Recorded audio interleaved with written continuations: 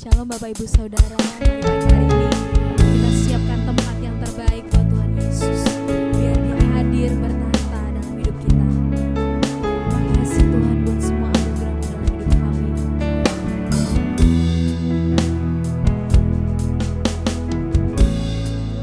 Biar Dia saja yang bertata dalam hidup kita. Mari bawa pujian dan penyembahan kita pagi hari ini, menyenangkan hatinya.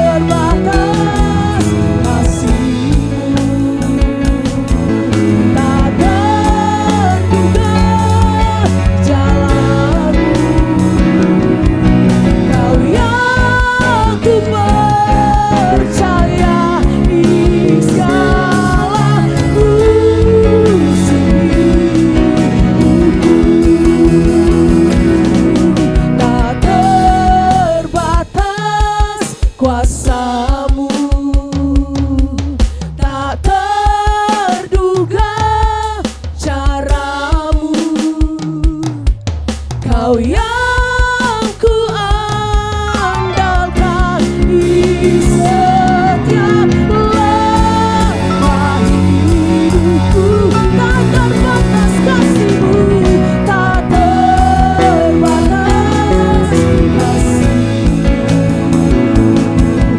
tak terduga jalan-Mu. Kau yang ku percaya di segala musim hidupku. Terima kasih Tuhan. Mari nyatakan di hadapan Tuhan. Caramu mengangkatku, caramu mengubah hatiku,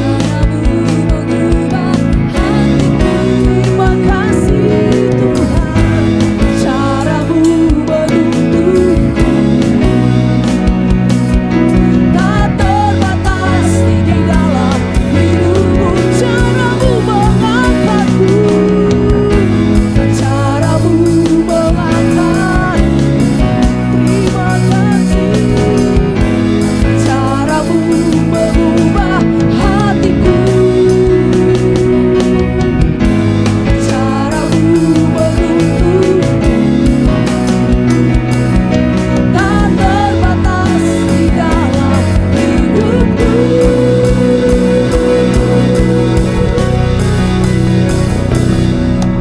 Tak terbatas kuasa-Mu, tak terduga cara-Mu. Kau yang ku andalkan di setiap langkah hidupku. Tak terbatas kasih-Mu, tak terduga jalan-Mu.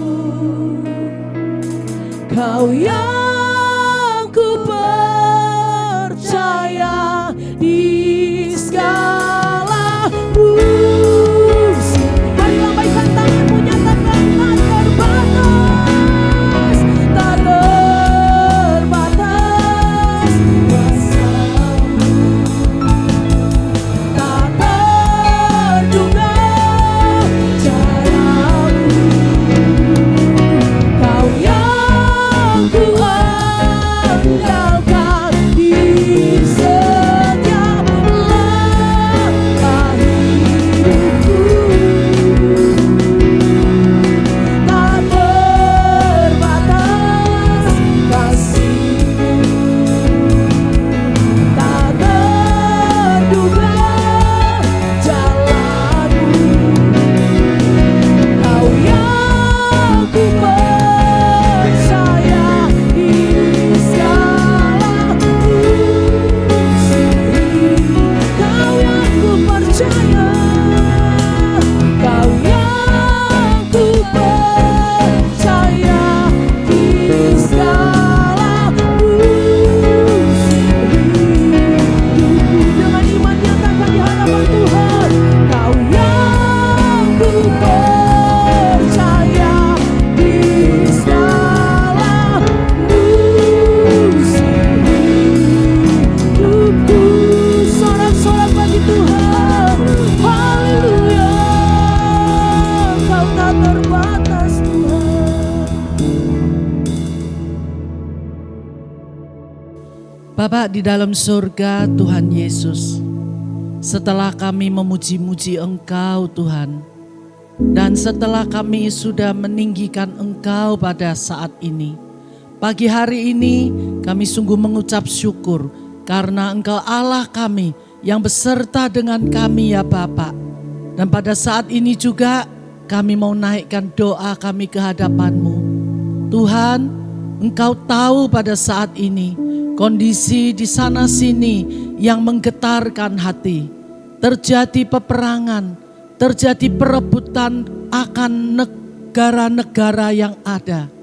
Tapi kami tahu ya Bapak, di tempat kami berada, keamanan yang Engkau sudah berikan, damai sejahtera yang sudah Engkau berikan, Engkau terus bersama dengan kami ya Bapak. Terima kasih Tuhan, berikan damai sejahtera untuk negara kami. Engkau yang menolong setiap pemimpin kami. Engkau sendiri akan menyertai Tuhan. Apa yang dikerjakan, apa yang diputuskan, dan kiranya boleh mendatangkan kebaikan untuk kami semuanya. Berikan kami damai sejahtera untuk negara kami, kota-kota di Indonesia. Semua hidup tentram adanya. Tuhan Engkau sendiri yang akan campur tangan, sehingga Engkau melalukan segala malapetaka yang ada. Dan Engkau memberkati, dan Engkau menolong, dan Engkau sendiri yang akan menyertai setiap kami di dalam kehidupan kami semuanya. Tuhan tolong, dan Engkau sendiri yang memberkati apa yang kami kerjakan. Tuhan Engkau memberikan keberhasilan, dan Engkau sendiri yang akan menyertainya. Kami serahkan juga Tuhan untuk gereja kami ya Tuhan, untuk jemaat-jemaat yang ada, untuk pemimpin-pemimpin yang ada, untuk Bapak Gembala kami, Bapak Handoyo Lim juga Tuhan, dengan semua hamba-hamba Tuhan yang membantu pekerjaan Tuhan. Tuhan Engkau sendiri yang memberkati. Kiranya Engkau juga menolong setiap jemaat yang ada. Tuhan Engkau menyertai kami semuanya yang sakit, yang saat ini terbaring, yang saat ini Tuhan dalam tak berdaya. Tangan Tuhan, Engkau yang menolong, Engkau yang menopang dan memberi kekuatan.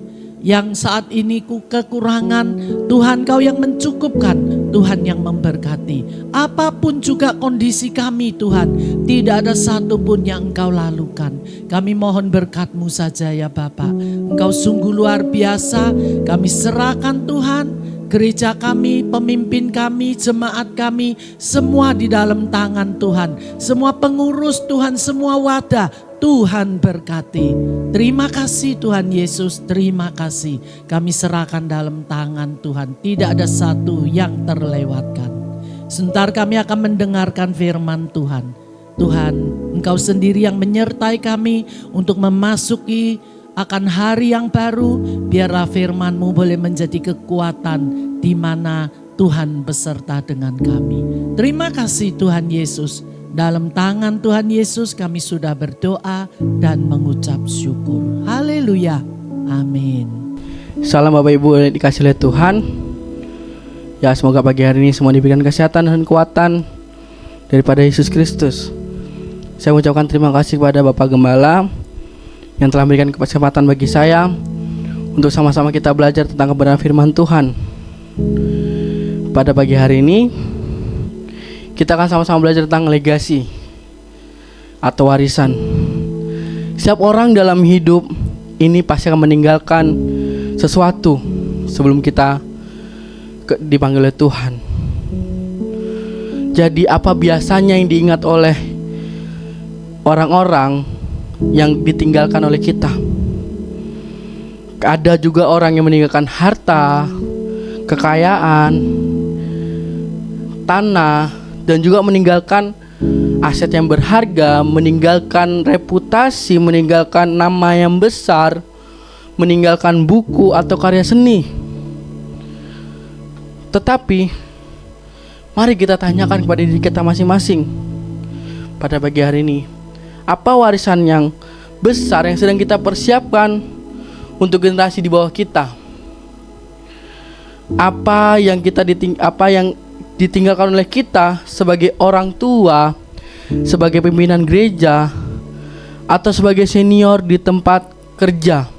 Ketika masa kita selesai dalam kepemimpinan, kita akan belajar sama-sama dalam kisah Musa dan Yosua. Kisah peralihan kepemimpinan dari Musa kepada Yosua memberikan kita gambaran yang sangat luar biasa tentang apa artinya mewariskan iman. Ya, Musa adalah tokoh yang sangat besar, seorang pemimpin yang membawa bangsa Israel keluar dari tanah Mesir, membelah laut Teberau, menerima hukum Taurat di Gunung Sinai, dan memimpin bangsa Israel yang tegak tengkuk selama 40 tahun. Kesabarannya bukan main ya teman-teman. Namun Musa tahu bahwa batasnya usia dia di tepi batas sungai Yordan. Ia tidak diizinkan masuk ke tanah Kanaan atau ke tanah perjanjian karena kesalahan yang dia perbuat sebelum memasuki sungai Yordan. Disinilah dimulainya tongkat estafet kepemimpinan yang indah. Musa tidak egois. Ia tidak mempertahankan jabatannya sampai titik darah penghabisan. Demi apa? Demi ego pribadi. Dia tidak mempertahankan itu.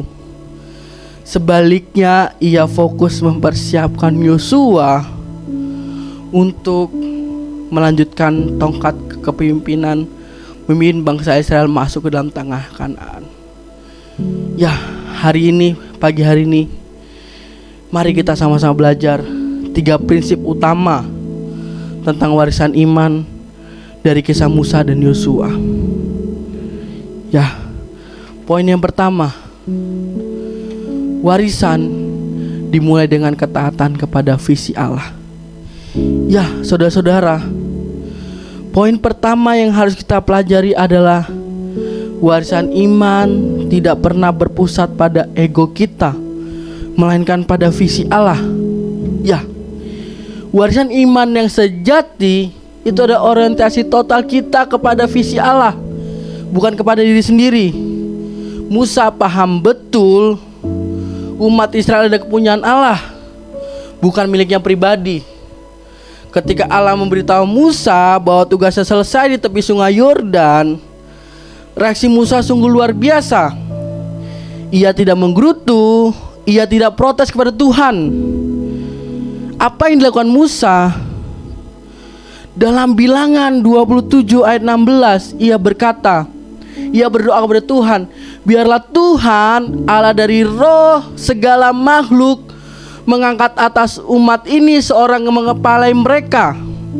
Ya, di sini malah Musa berdoa kepada Tuhan supaya ada yang mengepalai umatnya. Perhatikan hati seorang Musa di sini. Di akhir hidupnya, perhatian utamanya bukan bagaimana nasib dia mau melainkan bagaimana nasib umat Tuhan. Karena apa? Supaya umat Tuhan jangan seperti domba yang tidak mempunyai gembala. Dia Musa melepaskan egoisnya, melepaskan egonya. Ia taat kepada visi Allah. Seperti contoh, ada suatu dua arsitek. Arsitek yang pertama, ia membangun menara. Ia membangun menara yang tingginya setinggi 500 meter. Dia membangunnya sangat indah, sangat megah. Lalu ia memasang plakat besar bertuliskan nama dia sendiri, nama arsitek tersebut. Ia bangga karena semua orang melihat karyanya.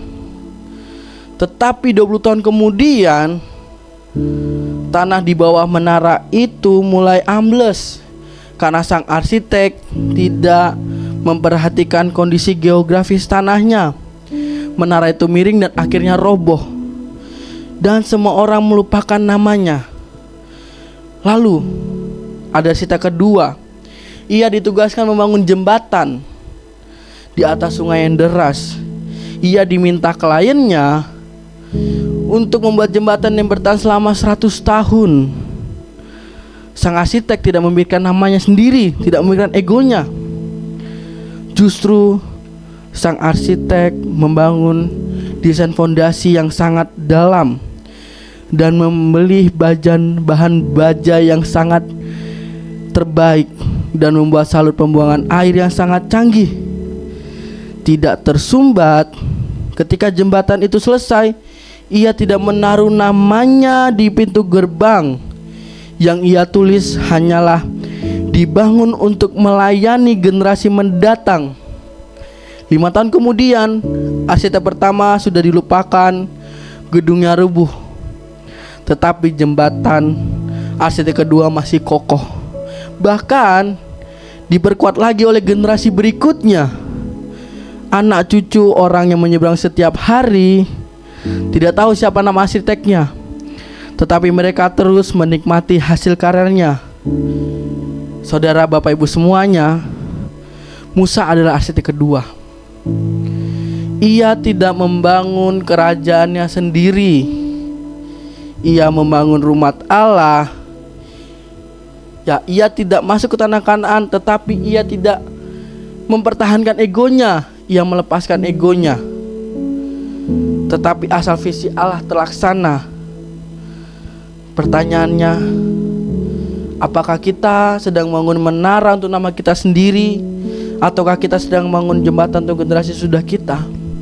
Kita belajar seperti Musa, sang arsitek kedua, yang dimana ia membangun bangsa Israel tidak mudah. Bangsa yang tergatengku selama 40 tahun, ia sabar. Tapi ia rela melepaskan tonggak estafet kepemimpinannya kepada Yosua. Itu sungguh tidak mudah, tetapi Musa melakukannya. Ia melakukannya karena ia mau melaksanakan visi Allah. Dia memberikan orientasi total hidupnya kepada visi Allah, bukan pada dirinya sendiri. Jadi kita sama-sama belajar tentang bagaimana Musa menaruh total orientasinya kepada visi Allah. Iman dia itu bukan kepada dirinya sendiri, tapi kepada Allah, bagaimana umat Tuhan.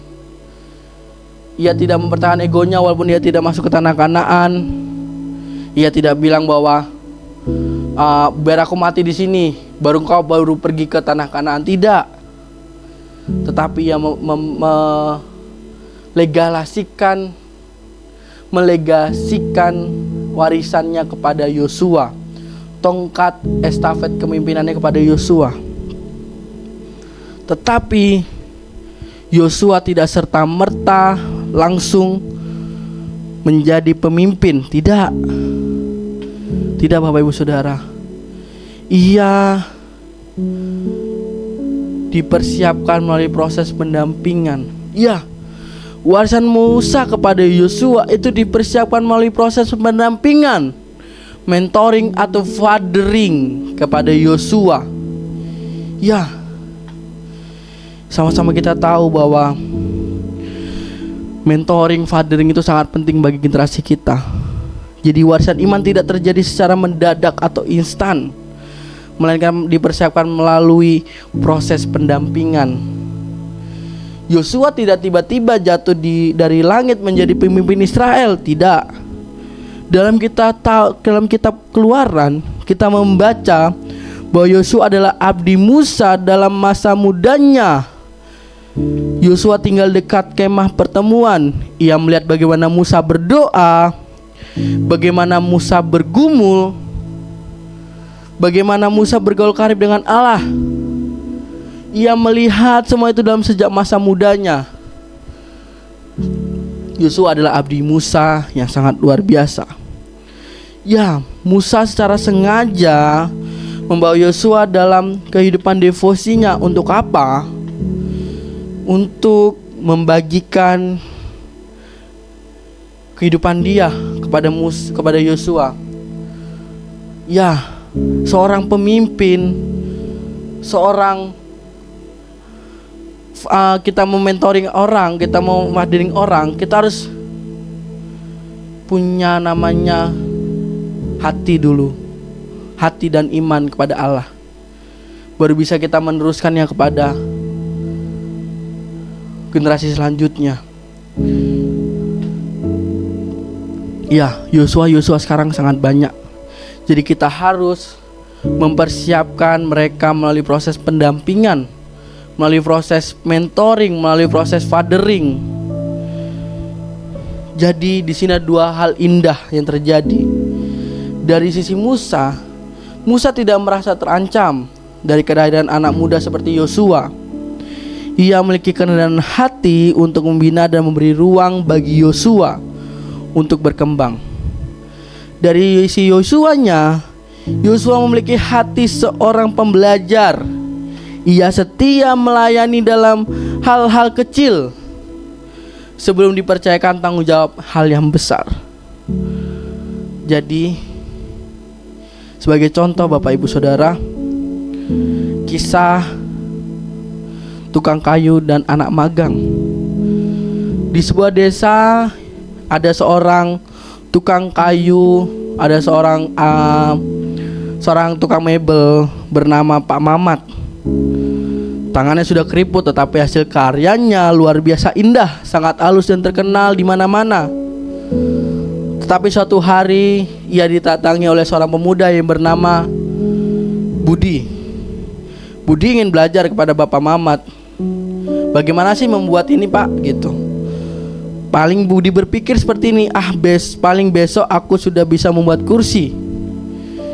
Tetapi Pak Mamat tidak langsung mengajari membuat kursi.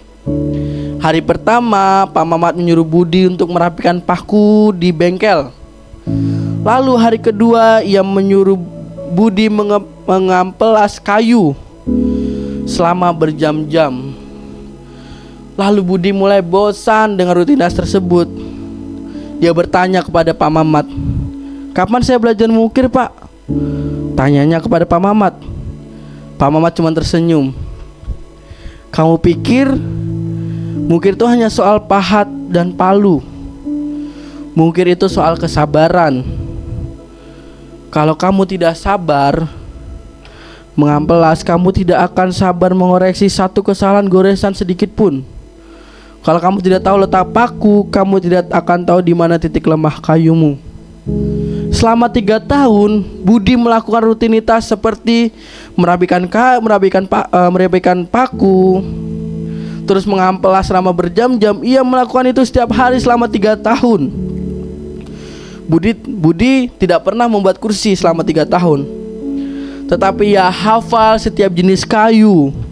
Dia hafal setiap jenis sudut pahatan dan setiap teknik lem. Pada tahun keempat, Pak Mamat berkata, "Sekarang coba kamu buat satu kursi sendirian." Lalu Budi membuatnya dalam 3 hari. Dan hasilnya, wow, ia sama dengan hasilnya Pak Mamat. Para pembeli melihat hasil dari guru dan murid yang tidak jauh berbeda. Malah kita tidak tahu di mana membedakannya. Lalu ketika Pak Mamat sudah tua, ia menyerahkannya kepada Budi untuk meneruskan usaha tersebut. Di sini kita belajar dari Pak Mamat. Pak Mamat seperti Musa. Musa tidak mempersiapkan Yosua dalam semalam, seperti Pak Mamat tidak mempersiapkan Budi selama semalam. Yosua dipersiapkan Musa selama puluhan tahun. Yosua dibawa bayang-bayang Musa selama puluhan tahun di masa di padang gurun. Ia belajar melihat Musa berdoa, melihat Musa marah karena dosa umat Israel. Melihat Musa merendahkan diri, itulah pendampingan, itulah mentoring, itulah fathering. Pertanyaan untuk kita, apakah kita terlalu terburu-buru mencetak anak atau murid kita? Ataukah kita rela meluangkan waktu bertahun-tahun kita untuk mendampingi mereka? Seperti Musa, seperti Pak Mamat yang mendampingi Yosua dan Budi. Warisan tidak diwariskan lewat 1 jam, 2 jam, 3 jam, tidak, tetapi lewat keteladanan kita selama sehari-hari. Itulah bagaimana Musa mempersiapkan Yosua untuk menjadi pemimpin. Ia tidak mengutamakan egonya, tetapi ia menguntungkan visi Allah. Lalu ia mempersiapkan Yosua. Lalu apa yang terakhir? Yang terakhir ada warisan ditekankan pada penguatan dan penyertaan Allah. Jadi di sini Musa adalah kisah Musa dan kisah Yosua memberikan kita suatu gambaran bahwa Tuhan itu sangat luar biasa bagi kehidupan kita. Lalu intinya adalah dari warisan ini bukan merujuk pada kehebatan kita, melainkan merujuk pada penyertaan Allah setiap harinya. Bayangkan menjadi seorang Yosua yang harus menghentikan Musa, seorang nabi besar yang berbicara kepada Allah muka dengan muka. Beban di pundak Yosua sangat berat, sangat besar. Ia harus memimpin jutaan orang untuk masuk ke tanah Kanaan, menghadapi raksasa-raksasa di tanah Kanaan, menghadapi tembok-tembok benteng kota yang sangat tinggi. Pasti ada rasa takut dan keraguan dalam diri Yosua. Sebab itulah dalam Yosua 1 ayat 6-9 Tuhan sampai 3 kali menegaskan kepada Yosua, kuatkan dan teguhkanlah hatimu. Mengapa Yosua bisa kuat dan teguh? Bukan karena Yosua lebih hebat dari Musa, melainkan karena janji Tuhan dalam Yosua 1 ayat 5. Seperti aku menyertai Musa, demikianlah aku akan menyertai engkau. Aku tidak akan membiarkan engkau dan tidak akan meninggalkan engkau. Ia kuat karena penyertaan Allah. Banyak tekanan dari umat Allah, tetapi ia tidak goyah. Ia tetap kuat dan teguh dalam Tuhan. Musa sebelum berpisah pun tidak berkata kepada Yosua, Yosua, ingatlah betapa hebatnya jurus-jurus kepemimpinanku. Tidak. Musa berkata dalam Ulangan 31 ayat 8, sebab Tuhan dia sendiri akan berjalan di depanmu, dia sendiri akan menyertai engkau. Musa menunjuk kepada Allah, bukan kepada dirinya sendiri. Warisan terbesar yang bisa kita berikan kepada anak-anak atau generasi yang akan datang, generasi di bawah kita, penerus kita, adalah keyakinan bahwa Allah yang menyertai kita di masa lalu adalah Allah yang sama yang akan menyertai mereka di masa depan. Jadi, saudara-saudara dikasih oleh Tuhan, kisah Yosua dan Musa ini hari ini adalah memberikan kita 3 perenungan yang sangat luar biasa dalam kehidupan kita sehari-hari. Yang pertama adalah warisan iman lebih berharga dari warisan harta. Harta bisa habis dalam sekejap karena krisis atau pengelolaan yang tidak benar. Namun iman kepada Kristus akan membawa keselamatan sampai kekekalan. Apa kita lebih sibuk memastikan tabungan finansial anak kita cukup, atau memastikan tabungan iman mereka kokoh dalam Tuhan? Kita adalah bagian dari estafet iman. Usia manusia terbatas, tetapi visi Allah melintasi generasi. Ada orang tua atau senior yang telah menyerahkan tongkat estafet itu kepada kita. Pertanyaannya, apakah kita sedang memegang tongkat itu dengan setia? Dan apakah kita sudah siap meneruskan kepada generasi berikutnya? Jangan takut menghadapi masa depan. Bagi generasi muda seperti saya, seperti Yosua yang merasa ragu menghadapi tantangan zaman ini, peganglah janji Tuhan. Tokoh-tokoh dunia bisa datang dan pergi, pahlawan bisa berganti, tetapi Allah senantiasa setia menyertai saudara. Jadi Musa telah menyelesaikan bagiannya dengan setia. Yosua telah melanjutkannya dengan gagah berani. Sekarang giliran kita. Mari kita menjadi orang tua, menjadi pembina, menjadi pemimpin yang rendah hati seperti Musa, yang mau membimbing dan melepaskan ego kita. Dan mari kita menjadi generasi penerus seperti Yosua yang taat, berani dan percaya penuh pada kuasa penyertaan Allah. Pada akhirnya, warisan terbesar dalam hidup ini bukanlah apa yang kita miliki, melainkan siapa yang kita kenal, kepada siapa kita mengarahkan generasi berikutnya. Tuhan Yesus memberkati. Mari kita bersatu dalam doa. Bapa, kami ucap syukur Tuhan buat kebenaran firman-Mu Tuhan. Buat kami belajar seperti Yosua, Musa Tuhan. Dari kisah yang kita belajar bahwa kita harus melepaskan ego seperti Musa untuk menyerahkan tokat estafet kepemimpinan kita kepada Yosua zaman sekarang Tuhan. Tapi kami percaya itu semua dalam lingkungan penyertaan-Mu Bapa. Dalam kasih-Mu Tuhan, Engkau yang berkata kepada Yosua, jangan takut sebab aku berserta engkau. Jadi kami percaya bahwa Engkau beserta kami Tuhan dalam setiap kehidupan kami Bapa. Engkau yang senantiasa hidup dalam hidup kami Tuhan. Engkau yang senantiasa bekerja dalam kehidupan kami Tuhan, hari demi hari, bulan demi bulan, tahun demi tahun Bapa. Kami percaya itu Tuhan, bahwa kuasa-Mu terlebih besar dari segala apapun Bapa. Bapa, kami serahkan hari ini dalam tangan kasih-Mu Tuhan, supaya hidup kami senantiasa bertumbuh dalam keimanan dalam-Mu Tuhan, supaya kehidupan kami Tuhan sertai dalam Engkau, berkat-Mu melimpah dalam kehidupan kami Tuhan, dalam pekerjaan kami, dalam pelayanan kami, dalam sekolah dan studi kami Bapa, dalam kuliah kami juga Tuhan. Kami percaya kuasa-Mu menyertai kami Tuhan senantiasa dimanapun kami berada Bapa. Bapa, kami percaya kuasa dan lawatan-Mu Tuhan menyertai kami Bapa.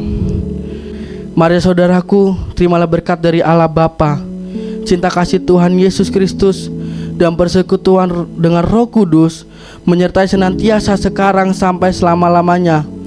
Doa Bapa kami. Bapa kami yang ada di sorga, dikuduskanlah nama-Mu, datanglah kerajaan-Mu, jadilah kehendak-Mu di bumi seperti di sorga. Berikanlah kami pada hari ini makanan kami yang secukupnya, dan ampunilah kami akan kesalahan kami, seperti kami juga mengampuni orang yang bersalah kepada kami. Dan janganlah membawa kami dalam percobaan, tetapi lepaskanlah kami daripada yang jahat. Karena Engkau-lah yang punya kerajaan, kuasa, dan kemuliaan sampai selama-lamanya. Amin.